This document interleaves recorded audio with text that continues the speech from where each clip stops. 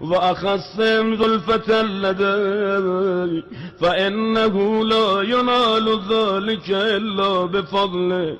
فجد لي بجودك، واعتب علي بمجدك، واحفظني برحمتك، واجعل لساني بذكرك لا يجايب،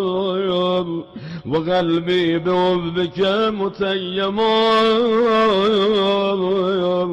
ومن علي بحسن إجابتك، واعقلني عثرتي، واغفر ذلتي، فإنك قضيت على عبادك بعبادتك، وأمرتهم بدعائك، وضمنت لهم الإجابة، فإليك يا رب نسبت وجهي، وإليك يا رب مددت يدي،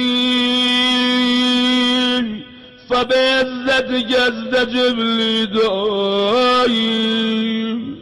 وبلغني مناياي، ولا تقسى من فضلك يا رجبي، واكفني شر الجنة والإنس من أعدائي، يا سريع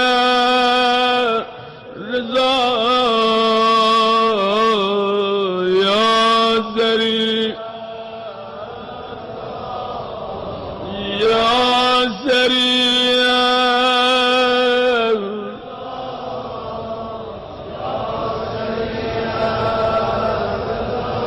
اغفر لمن لا يملك إلا الدعاء، فإنك فعال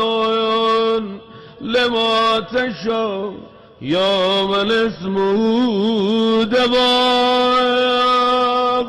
وذكره شفاء، وطاعته غناء، ارحم من رأس ماله الرجاء، وسلام البكاء، يا سابق النام، يا دافع النغام، يا نور المزدوجين في الظلام.